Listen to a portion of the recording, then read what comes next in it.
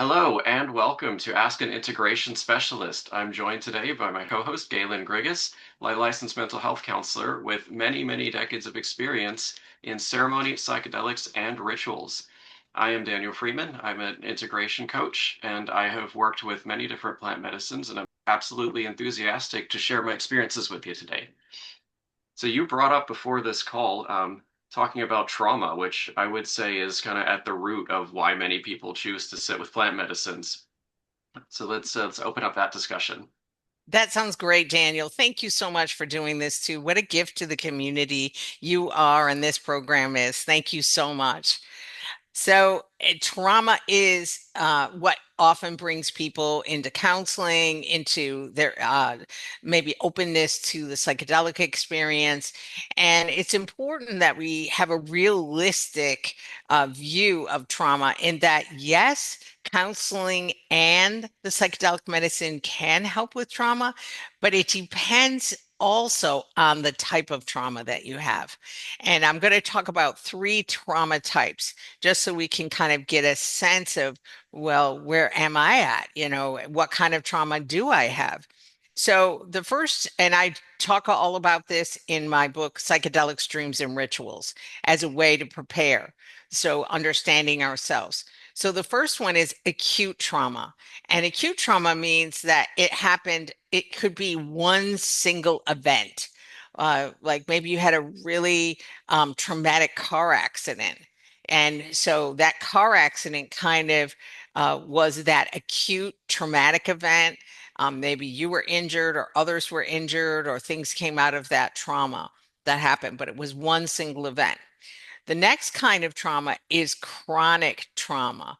And chronic trauma means that it's happening, but it's repeating itself over and over in different in a variety of ways. For example, if you had a lot of trauma or drama, I like to call it trauma drama, in your home where people were arguing or fighting, or there was any kind of alcohol or drug abuse.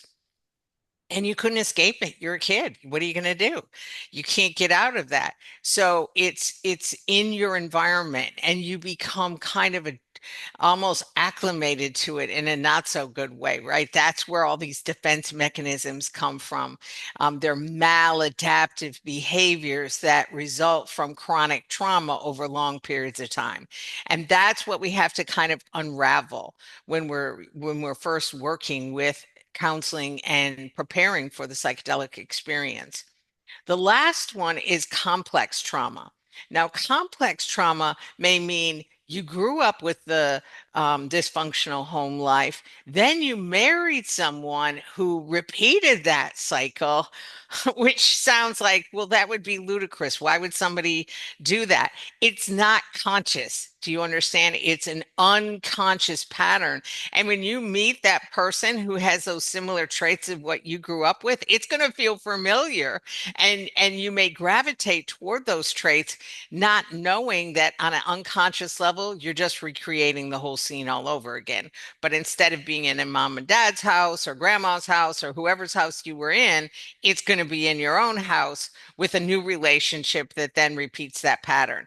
And you say to yourself at that time, oh my gosh, how did I get into this? And that often is the kind of pivotal moment too, where you're understanding, look, I have already had multiple, traumatic experiences in my life. Maybe mom or dad passed away as a result of some of their drug and alcohol use. So you've had the trauma of a dysfunctional family, maybe a loss of a parent or a loved one as a result of that. Now you're in your own life, and here it comes again. And that is often the turning point for many people, where they have this complex trauma that keeps repeating itself in a variety of different ways, and it brings them into therapy and it brings them into wanting to explore the psychedelic medicines to help them through this. I'd like to add something to that too, which is from my own personal experience. You don't have to have a crazy, overtly negative experience in childhood to have complex trauma. And I say that because I experienced depression for many, many years. Later ended up finding out that I did have deep traumas, but because I didn't grow up in an alcoholic household, I had enough food to eat, I was financially secure. I just kind of threw the idea of being traumatized out the window and said, "Oh no, I'm fine. I'm fine. I had a decent upbringing. There's no way I have trauma." But you can absolutely. So if you feel that sense of heaviness or depression or anxiety, even if you had a good upbringing, it's still worth looking into or exploring the, idea that there might be some trauma there. Absolutely. It could be that the trauma could be of neglect and Mm. and a sense of loss of belonging. Because you could, looking at Maslow's hierarchy, you could have every safety need, you can have every security need, but you don't have a sense of belonging. And if you don't have that sense of belonging, you don't have that sense of attachment, right? Here we go with the attachment theories too. If I don't feel like I belong and I can't attach, I just feel kind of adrift in life.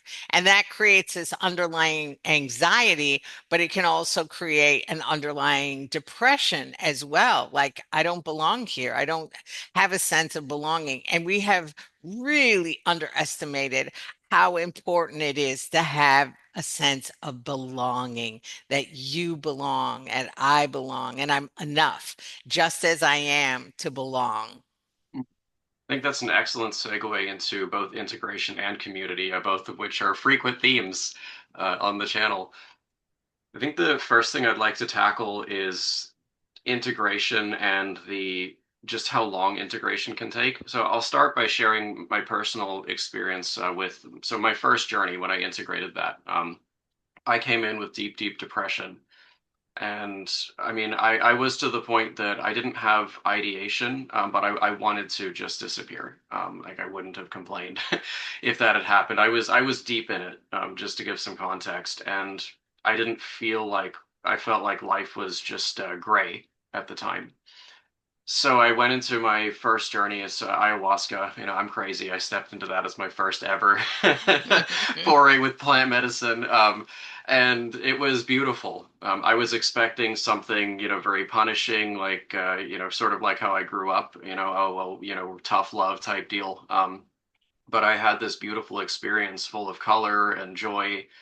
And it was very confusing to me at first because I felt like it was strange for me to be seeing and experiencing all these wonderful things when I felt like life was the opposite. It was dull and frustrating. Um, Now, when I came out of that experience, I had what's called the pink cloud. So, a very important concept. You go into these spaces and there's free flowing conversation. You've just had this wonderful experience. So, usually for about a week or two afterwards, most people feel really, really good, and I was the same. But after time went on a little bit, I started to have a little bit of depression creeping back in, and that was terrifying. So if somebody listening to this is going through this experience, or if they will go through this experience in the future, don't be afraid of that because it probably will happen. You'll probably Mhm. get a little bit of the negativity or whatever you were trying to get rid of seeping back in, but it is normal. In my case, I started to kind of almost unconsciously change little habits. So it took about 6 months, but 6 months after that ceremony, I woke up one day and realized, hey, I don't feel depressed this morning. And then I started looking back and seeing that there were little habits I changed very slowly over time. But that was kind of my experience. So I wanted to share that before we delve into some of the broader conversations of the long-term integration. Yeah, yeah, I totally agree. And I feel as though one of the things that is significant is that there is a sense of belonging that comes from the medicine itself. Mm, And that is the bridge, if you would. And so the medicine leads us into the belonging to a power greater than ourselves. And that power greater than ourselves is always available. We're just not plugged into it. And that power greater than ourselves brings us this joy, this blissful connection. And in many ways, that's what people are looking for. They want that blissful connection. And so the medicine is a bridge into that.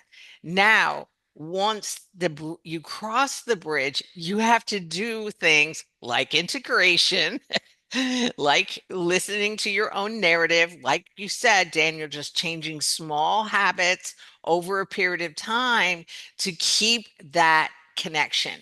And, that's what this mystical connection is, what they've measured. And truly, at its very best, part of what the medicine can bring to us as an experience is the connection with the divine, is the connection with the mystical, is the connection with that power and the essence of who we truly are. So I think it's really significant that that ayahuasca journey shifted that for you. And then you continued to notice there were things that you needed to also modify or change, and it reinforced what you had experienced. Absolutely. There's another aspect of this that I want to touch on too, because this can be a big stumbling block, I think, in integration. It's so in integration, you need to push through discomfort. It's just par for the course. You don't get to a point where you're fully integrated and you have that maintained connection that you spoke of if you don't. Now, that mechanism is kind of skewed for some people, and I'll explain what I mean. If you grew up with, let's say, a strict religion, strict parents, anything like this, many people have been forced to do things that not only they were uncomfortable doing, but that were also not good for them. And so I know, like speaking from personal experience, there have been times when I've struggled to distinguish between, am I feeling uncomfortable because this is genuinely not good for me? Or am I feeling uncomfortable in the sense that it's something I need to push through? So I'd like to speak a bit to that. Like how can people who maybe grew up with this kind of strict upbringing in any kind of sense work through the difference between the two types of discomfort?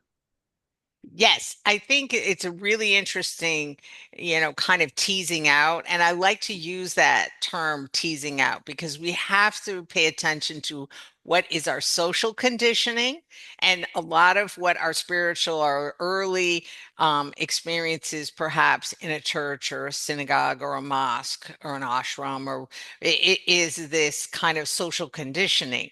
This is, a place where we develop our sense of right and wrong, our sense of, values, often informed. And so, in that way, I really believe that whatever path a person is on, and maybe their family is on a particular path, I kind of take the attitude of the family can immerse you in that as a template and say, look, here's what we've found to be helpful for us.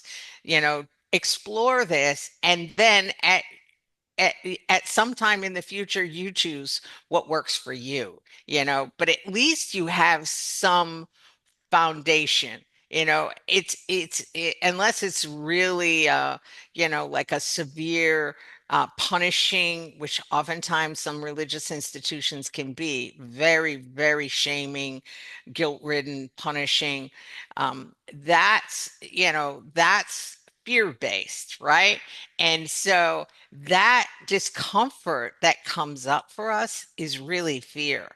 And so the fear, and then you got to go down to the root of it. The fear is, am I doing something that is going to bring me punishment? Am I going to be punished for this? Is there guilt, shame, pain associated with this because of my social conditioning? And so that's what we have to start to tease out. And I would do that way before going into the ceremony, too, by the way, because that can actually block a person from allowing themselves to go deeper into the medicine. Does that make sense? It does, yes. I love that you brought up fear as the root for these things. So that's very, very true. Again, speaking to personal experience because it's the thing I'm most familiar with, so it's easiest to talk about.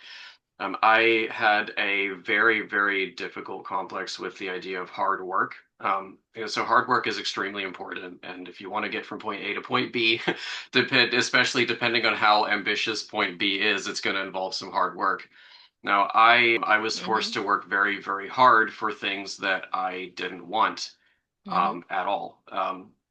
And so I started to develop this kind of association of hard work with, okay, well, hard work is associated with pain, exhaustion, burnout, etc.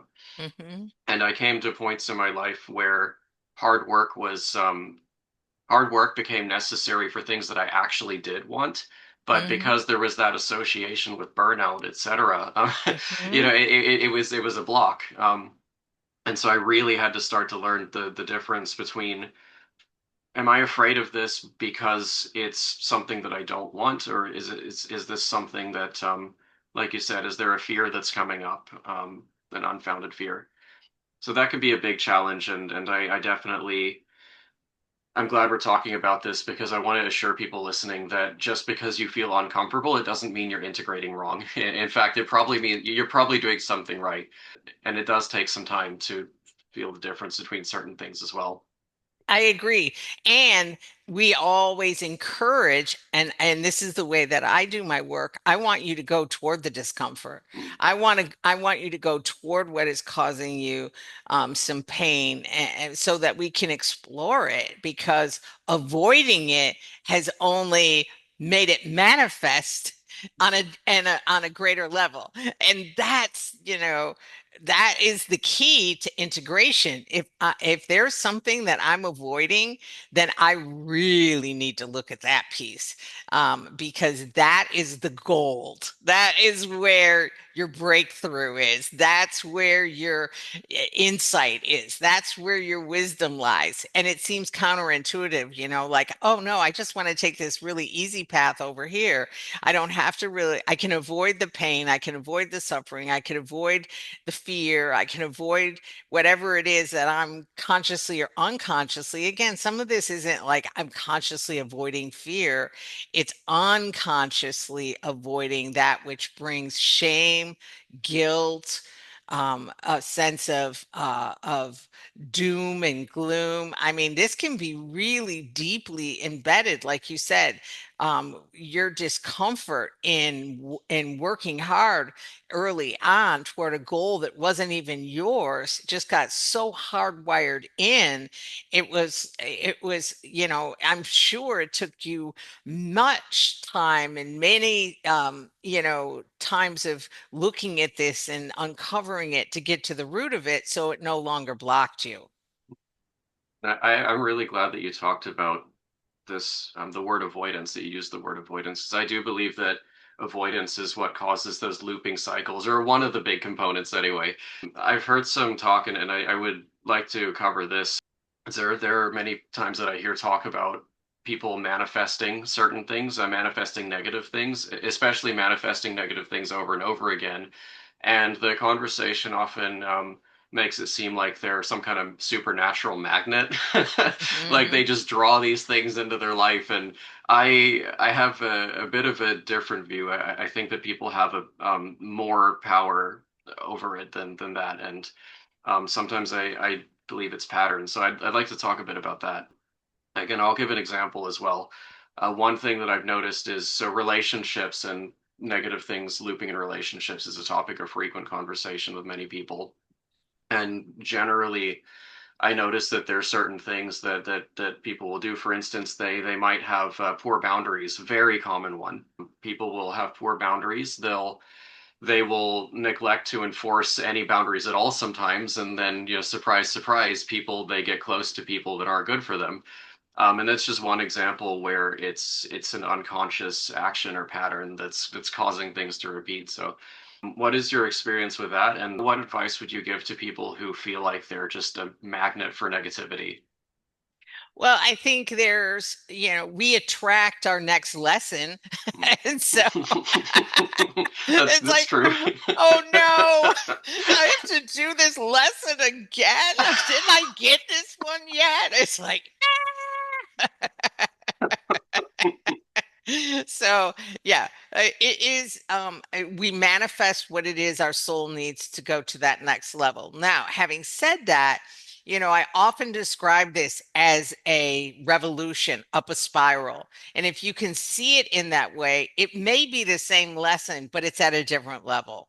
You're not the same person anymore, so it may be a repetition of a lesson that's coming again. For example, in relationships with poor boundaries is an excellent example because that happens over and over sometimes. And we're like, wait a minute, I got this lesson around setting boundaries, but it's at a different level in our soul's evolution. So for most people, and for myself included, there's this subtle underneath current of wanting to please other people, make other people happy.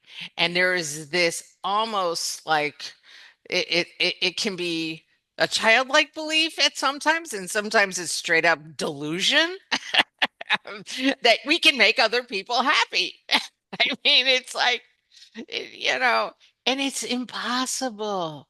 It's impossible to make another human being happy. They're either going to choose it or not. And we can create this incredible environment around them to make them feel happy and make them feel loved and supported. But if they intuitively are at their gut level, or some have their own stuff that they're working on, they may or may not be happy, and they're looking at you and saying, you make me happy. You make me happy, Daniel. If you make me happy, this relationship will work.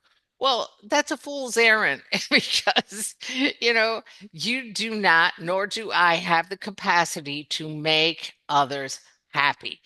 So, can we do things that can be disruptive and dysregulating to relationships? Sure, absolutely. And can we do things that bring, a stability and a security and trust to the relationship? Yes. And that's what we want to focus on. And if we're in a reciprocal relationship with somebody else who knows how to create security and trust and stability in a relationship, there's a good click, right? But if we're with people who just are dysregulated all the time and can't seem to, hold it together, and are always seeking for something or someone outside of themselves to bring them stability, that's going to be a real tough go, because you can lead a horse to water, but you can't make him drink. You can point it out, you can show them, you can share with them, but if they don't pick up on it and change their own internal narrative, it's a painful relationship. Then it's going to be dysregulated quite a bit. So I boundaries are essential for healthy well-being. Oh yeah.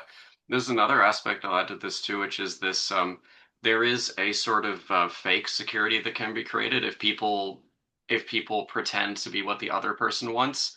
So you mentioned people pleasing, and what that would look like is, okay, I see that my partner likes X, Y, and Z. They have X, Y, and Z goals. I'm going to do everything I can to be, their perfect vision of a partner or what have you. But if that isn't aligned with what you want, and you have to fake that, you might outwardly have a nice relationship, but internally it's going to be a disaster. It's just pain. It's just going to be pain internally.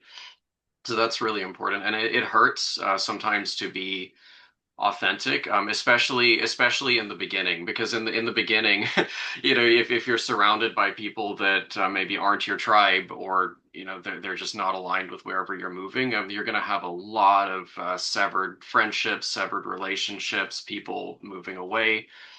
So that is another aspect of integration, actually tying it back to that too, that sometimes the beginning parts of integration are extremely painful. Like I said, losing friendships. Like in my case, I had to break away from a religious community, and these were, this was a huge, huge chunk of my connections and in life. That's and that is very, very painful. But what does happen is that as you go through that process, with authenticity specifically, you start to attract. Okay, maybe you make a new friend that's now genuinely aligned, with where you're going, not just pretending to be. Now that friend introduces you to a community, and now you got a little club you go to, and it just from there it does get so much better. and ultimately do get to a better place. It's particularly true about the psychedelic community Mm. because at first blush, we're not in that kind of solid realm of acceptance yet. I think it's growing in acceptance. I think the research and the scientific community has done a great deal to advance understanding of psychedelic medicines and how they work and the potential benefits and how to be mindful in using them and using them ethically and responsibly. However, we haven't hit the critical mass yet where your grandmother's going to say, Daniel, I think you should try psychedelics. They could be really helpful. You know? We haven't gotten to the grandmother stage yet. And just a funny side story to this, when I got into, when I first started writing the book, Psychedelics, Dreams and Rituals, the first word is psychedelics. So that's almost like a red flag right in the beginning, right? What is this book about? And so when I put it out there at first, my family was like, "What are you doing? This is psychedelic medicine? What?" And my cousin Donna is an RN, and she reached out to me. She texted me. She goes, I'm concerned. What are you doing? And I was like, Donna, please, I understand your concern. And she's an RN. And I was doing the ketamine assisted psychotherapy, still doing the ketamine assisted psychotherapy. And she was like, but ketamine? Like, what? Why would you be using an anesthesia, in therapeutic sessions? I don't get it. And so eventually over time, and it took some time, like at least a couple of years. Psychedelic Streams and Rituals has been out for 2 years now, Daniel. Can you believe that? I mean, Mm. so she came back to me and she sent me a story how they were using psilocybin to help with postpartum depression. And she was like, this is a real thing. And I was like, yay, cousin Donna. She doesn't think I'm so off the rails now because I'm using the medicine that can be genuinely helpful with the fewest side effects. So we won over cousin Donna. I'm real excited about that. I won over my family too, and just to give people some hope, because I worked in an ayahuasca church for many years, and so I encountered all stripes of people that were getting started in their medicine journeys and talking to their families about it and sharing those experiences. And it was a very common theme that people came back with was, I went to the ceremony and I came back and now my parents think I was insane for doing it, or I keep trying to talk to them about medicine. They don't want to hear it. Mhm. The approach that I took, and that it's not a guarantee it's going to work for everyone, but what I did was I just I just quietly got on with my life. I noticeably, visibly improved. Was doing better in so many aspects. Was more organized. My space was cleaner. I was just better off emotionally. And eventually, my family noticed that, and they stopped being negative about the psychedelic experience. It was just that all they had to do was just observe. Mhm. So I would say, yeah, just the moment you start to try to get into an argument, unfortunately, most of the time, not always, most of the time, people have kind of made up their mind already when they start arguing. Mhm. So just let them look with their eyes. Yeah, that's what Yes. I've seen. Yeah. Now there is actually you brought up some research, and I know you mentioned before the call there was some research that you were interested in exploring. So first of all, I'd like to share that this is one of the other ways that we can reduce the stigma, because right now in the United States, and I know in many places in Europe, there's a similar thing with their scheduling. Psychedelics are listed as Schedule 1 in the US, and that means that it is purportedly highly addictive and has no known medical usage, both of which are demonstrably false based on research. Just type your favorite psychedelic into PubMed, read the articles. You'll Mhm. see for yourself. But there was one interesting piece of research that we can talk about to advance the conversation there, and that was something to do with aging. So tell me a little Mhm. bit about that, if you. Well, what they found, and this comes, and I'm gonna just share a teeny tiny bit of it. This was some hard. data that comes from pharmacology, which is an interesting way to come at this as well. And it was a study that was done between 23 and 25, and it was a series of studies examining ketamine and psilocybin. And they're both in rapid acting psychiatric agent in treatment resistant depression. And so, oftentimes, this is the real benefit of ketamine is that in treatment resistant depression, they have found ketamine is incredibly helpful to help in that getting them out of this treatment resistant depression. And so they knew this, but something else they discovered something else during the research.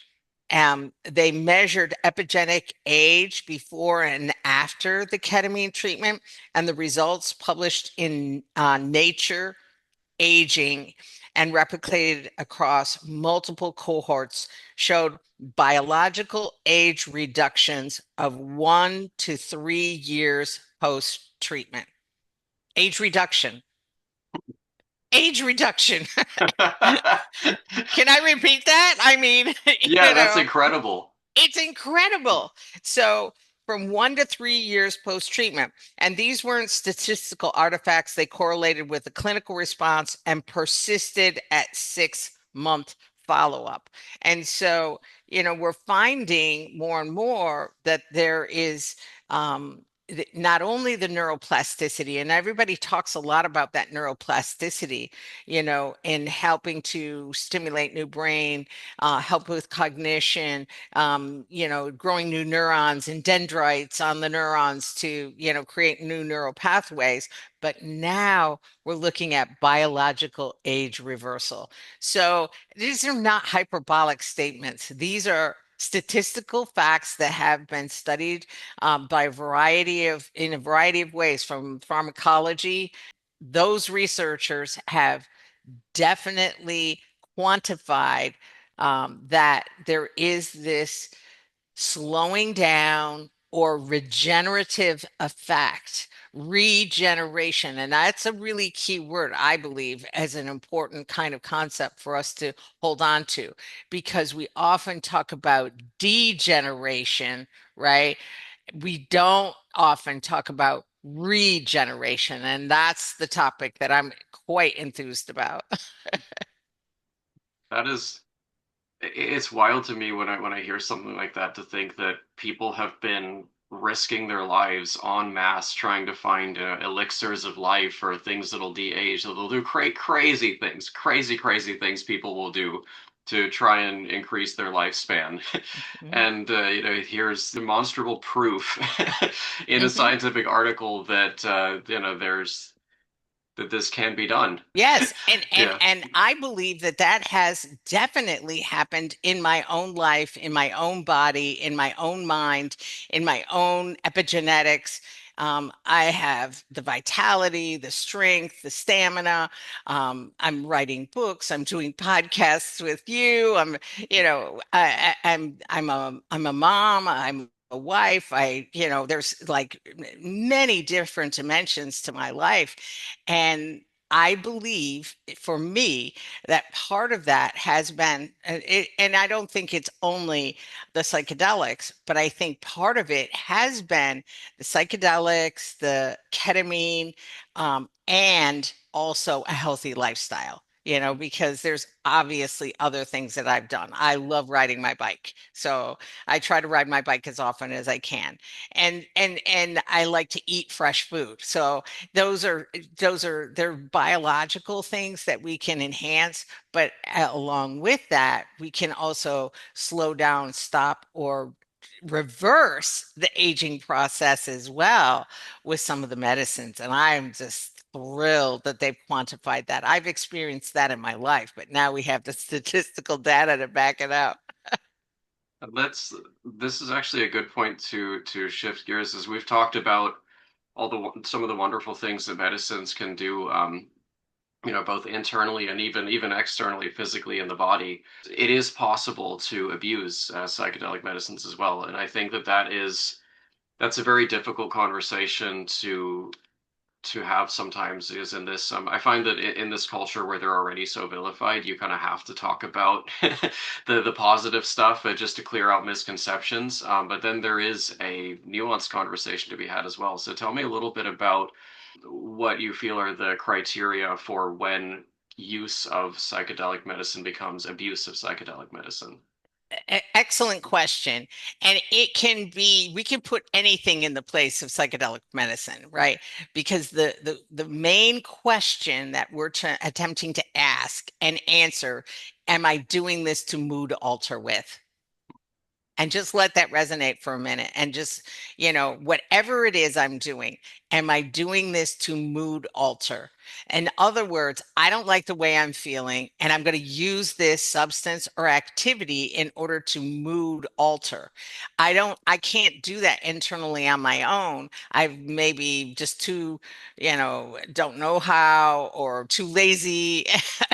Laziness comes into play here, and they want to do something to take them out of the mood they're in. And so, mood altering can be done with gaming, it can be done with shopping, it can be done with food, it can be done with, the mood altering can be obviously done with drugs and alcohol. And so there's probably a predisposition that if I don't like the way I'm feeling, I'm going to do something to get myself out of it. But it's been attached to something like a medicine or a substance or an activity. Alcoholism is rampant, right? And if you looked on a chart that says what's the very worst substance that has the most problems biologically, most problems mentally, emotionally, most problems legally and ethically, it's alcohol. But that's the thing that people go for. That's their go-to. I'm going to use this alcohol to mood alter with. The least on that same, you've probably seen this too. It's like it says the most and the least negative impact of any kind of substance that we could take. Psilocybin is at the top of the list. Least impact, least side effects on the body, least ethical, kind of dilemmas. Generally speaking, if you drink alcohol, oftentimes you're getting behind the wheel of a car to get home. And then that becomes a major problem, mothers against drunk drivers, have lost thousands and thousands and maybe up into the millions of people on the planet because somebody was driving drunk. I mean, you know, but it's not likely. It could happen, but it's not likely if somebody is having a psychedelic experience that they're going to get behind the wheel of a I car. hope not. I hope not, they're probably not gonna, they're not gonna be capable or able of doing that because they're gonna be looking at nature and the stars and the grass and the heavens and the trees, and they're gonna be in a whole different, realm. But having said that, and I'm kind of making a bit of a whimsical analogy with the psychedelics. If people use psychedelics because they're trying to mood alter, then it can become abused. There is an interesting built-in safety mechanism with psychedelics too. When I work with psychedelics, I look at it as I'm engaging with the consciousness.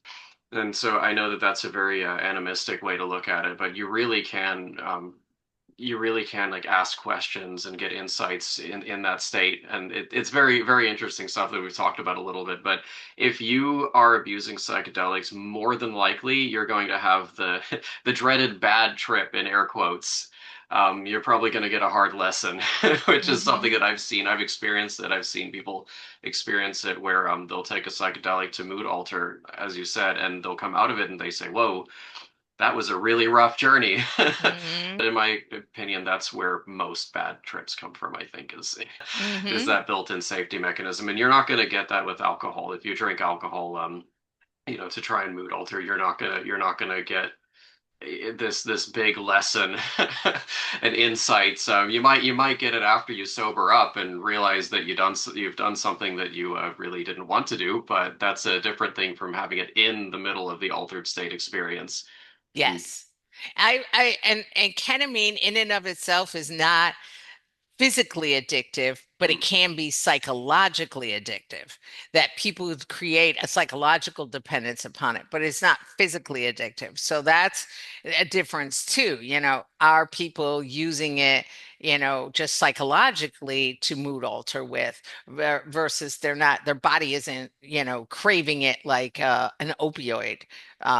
Or like heroin or other substances that are physically addictive. Even Xanax, oh my gosh, that's the worst. People, and the doctors prescribe this regularly, and your saturation point in your body and your brain can happen just after a couple of weeks of using Xanax. You start craving it and you want more of it. I mean, and the detox from Xanax is horrible. And, so if you need to use it very, very, very sparingly, but, realize it's highly addictive. The thing that I like about psilocybin, and that's probably, it's not legal and I can't use it now because I only work above ground.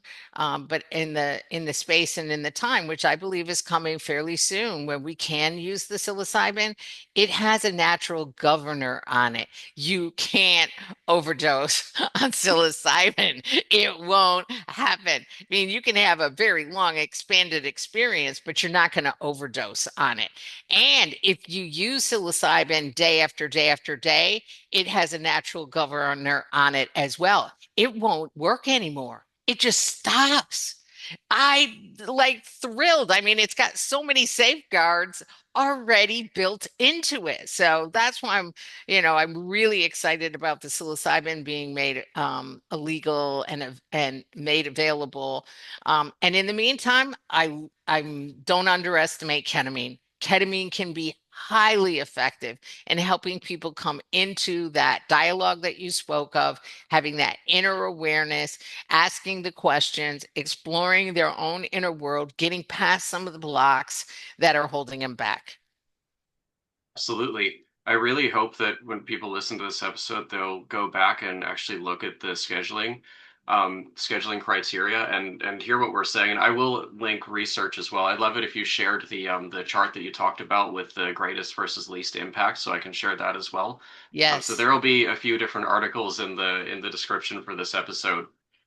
But there are, as I stated before, the criteria for Schedule 1 is highly addictive, which is demonstrably untrue, and I will link at least one research article demonstrating that, and people can look up more if they want to. So highly addictive, and that we're talking like that intense, that physical and mental, like I need this, the cravings, etc. The type of thing you described as Xanax. So the other criteria is no known medical usage. So one really interesting thing with scheduling right now is that cocaine is Schedule 2, which is under the Schedule 1, which psychedelics are under. Cocaine is considered less of a threat than psychedelics under the scheduling because it has medical usage and anesthesia, as does heroin. so just to put into perspective that this stuff does need to change. What's really interesting to me too is that I love cannabis. Cannabis is another plant medicine. It can absolutely be a psychedelic. However, cannabis is among the many plant medicines, cannabis is one of the few ones that actually does have a potential physically addictive component. Um, and so, the most accepted plant medicine out of all of the psychoactive plant medicines right now, I would argue, is cannabis.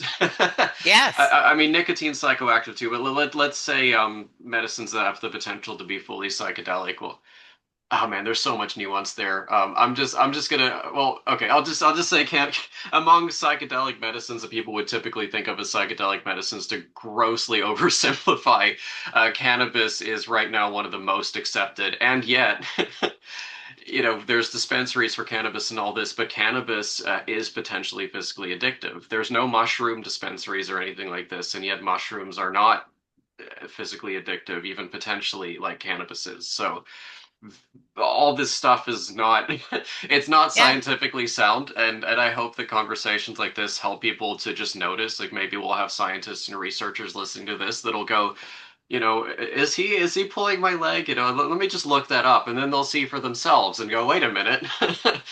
We probably shouldn't have scientifically unsound things being said on official government websites. That's just kind of erodes trust, and that's not good. So maybe it'll change soon. I hope it does. Yeah. Yeah, and I'm glad you brought up cannabis because I do find that I work with cannabis medically. Those who are in my clinical practice that I counsel that want to do a cannabis assisted therapy session can also do that with me, and I've done that, for many people because they do already have. See, because it's already been it's put into the mainstream now as socially acceptable, right? So there is no friction there, so now this becomes a way that we can also work therapeutically, because it relaxes the threshold. It brings down that ego defensiveness. It potentially can offer, a window into part of the psyche and the soul that we want to have access to, so you can have those expanded experiences, those mystical connections potentially with that as well. And I totally agree with you, Daniel. On the other side of it, it does have potential to be misused and abused. It does require a higher degree of usage over a period of time, which again can be dicey. But I think the thing that really concerns me a little bit about cannabis more than anything is it represses the REM. And so it shuts down your dream life. And so it's really important for people who are using cannabis every so often to take a break. And they will find that when they take the break from the cannabis, all of a sudden they start dreaming like crazy. It's like they're very vivid dreams, which is good. Let those dreams come and let them bring their messages to you. Um, and give yourself that opportunity to have a vibrant dream life, and have that REM, that deeper REM sleep available to you so that you can dream. I hope that makes sense to folks.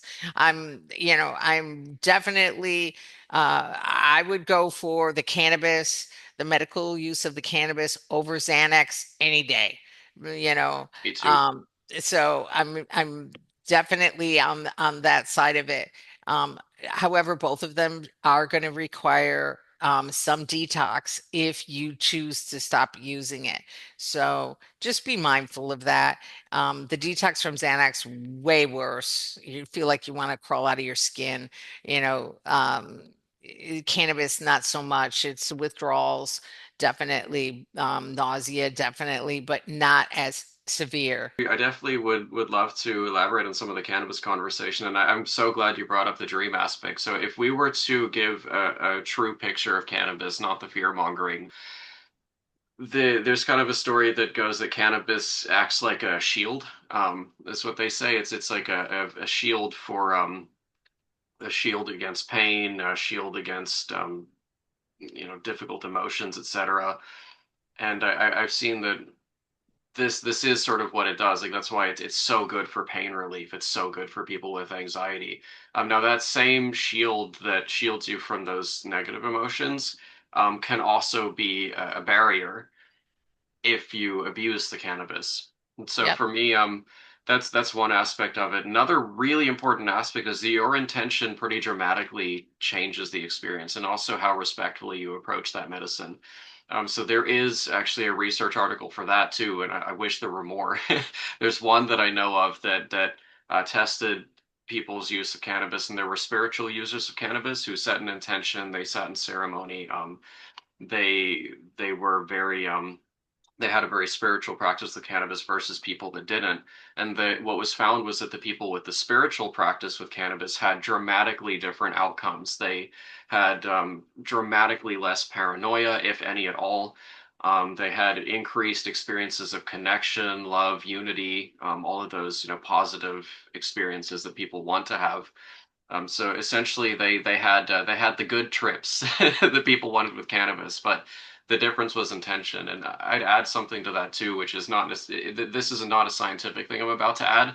It's but because I work with the medicines as conscious entities, I work with cannabis as if I'm working with the conscious entity as well. So I call cannabis Lady J. It's my name for her. You take your Uh-huh. pick what you want to call her. Yep. But I treat my interactions with cannabis as though I am working with a teacher that I respect. Mm-hmm. And so that makes all the difference. And I made an agreement, and you can make agreements with medicines.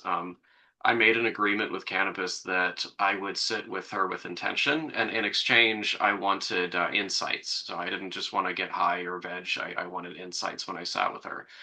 And there were two times after that that I did not set intentions. And those were some of the most difficult, paranoia-ridden, brutal journeys of my life. Yeah. So I was held to that. That's so those are some interesting aspects with cannabis that you're not necessarily going to get if you're just smoking a joint because I don't know you want to have less anxiety. So I encourage people to go deeper into the use if they're using cannabis to go deeper into it and like really think about why they're sitting with her and you might find some interesting changes to your experiences. I 100% agree, Daniel. And one of the things that we can do is setting an intention. Some people may not completely understand what that means. Mm. You know, a very simple way of setting an intention, it may be say a prayer first, just say a little prayer, you know, and it could even be a prayer that you already know, like the serenity prayer, God grant me the serenity to accept the things I cannot change, the courage to change the things I can, and the wisdom to know the difference. And so using that one simple prayer as you're entering into the experience with cannabis or your experience with ketamine, that can shift everything because there you've set the intention is not to just avoid. And remember, we talked about, the avoidance of pain is actually going to manifest and create more pain. And that is the place of then you dysregulation and not a good journey, not a good trip, lots of paranoia, lots of fear, that is whatever it is that we're trying to avoid is going to be amplified. And remember, with many of these substances, particularly with ketamine, they're non-specific amplifiers. Non-specific amplifiers. So if I use a substance when I'm really anxious, guess what's going to happen? It's a non-specific amplifier. I have seen this so consistently. When people are, they were like, "Oh, I just need to use something, because I'm feeling really anxious right now, and if I use something, I'll feel better." And they use something and then it amplifies the anxiety. And they're like, "Oh my God." Now they're in full-blown panic attack. They think they're going to have a heart attack. They're calling 911 and on the way to the hospital because it's a non-specific amplifier. I actually had this happen to someone that I know, and they actually ended up in the hospital, and it actually was in the emergency room. And thank God, this is so important. The physician that was attending to him in the emergency room, because this person I know was honest, said, "I used some ketamine, and maybe it was just, too much, or I didn't do it in the right way or whatever." And the doctor leaned over and said, "Well, ketamine is a non-specific amplifier." I was like, hallelujah, you know? Because sometimes you get a bias and a prejudice, and they treat you differently if you're honest and you tell them what's going on. And if they're not informed, they can treat you very poorly and not really know what they're dealing with. They'll think you're having a psychotic breakdown, which you're not. You're just on a psychedelic experience in one way, shape, or form, and you're having a bad experience. And thankfully, there's more municipalities and police and first responders and doctors in ERs that are understanding this now, and not and knowing how to handle it in a much different way. And once this person I know heard this, he was like, oh, he knows. And it just kind of alleviated his stress. He goes, I'm not having a heart attack. I'm not gonna die. He says, no, you're having a panic attack, and this panic attack is exacerbated by something that you've taken. You are already in distress, and this just amplified it. That makes, I'm really happy to hear that story. And I can see a vision of the future where caretakers, doctors, nurses, like you said, even police, law enforcement are properly educated about these substances and they can actually handle it because that's so important. I mean, I really so let's take the law enforcement side, for instance, right? If law enforcement encounters somebody that's having a very difficult, let's say, a mushroom journey, maybe they, I always recommend people don't just, to take a bunch of mushrooms out in public without anyone with them or anything. But let's say that somebody was unsafe and they decided to make that decision and now they're having like a panic attack in the middle of a public park. Um, a law enforcement officer that is not educated and informed about these substances can 100% escalate that situation and cause a really massive problem if they don't know what's happening, how to calm the person down, how to, de-escalate. Um, Same with doctors, like you said, if somebody's having a panic attack and the doctor doesn't understand what's happening, they can cause a lot of harm. Um, so I'm really glad for spaces like this. It's one of the reasons that I even have this channel is because I hope that people that are in those spaces hear this and start to kind of question some of the things they might have been told in the DARE program in middle school, let's say. Yep. And they look a little deeper into this stuff and actually educate themselves. So when they do run into it, it ends up being a positive learning experience and not a, traumatic disaster. Yes. Yes. And this is part of what Zendo Project, and we should put a link to Zendo Project because they do a Yes. lot of work in this educational realm. And also, MAPS, the Multidisciplinary Association of Psychedelic Studies, is recently just received millions of dollars in grant funding in order to help municipalities. And I believe it's a city in Ohio that they're doing this educational kind of outreach with, so that the law enforcement officers have a better idea of how to deal with this instead of just dealing with it as somebody is psychotic, or someone is you needing to be restrained inappropriately, because that can only exacerbate this sense of being out of control. And so how do you successfully approach this, and what are your strategies, what are your tools? And so MAPS is addressing it, Zendo Project's addressing it, and there's many others too. And I think it's, thank you for doing this so that this educational component, the safety component can be, addressed appropriately. Absolutely. I think that is probably a very good place to leave off. Did you have anything else you wanted to add today? It was a wonderful show. Thank you so much, Daniel. I think we covered a lot. We did, yes. Thank you. Thank you, Daniel. My pleasure.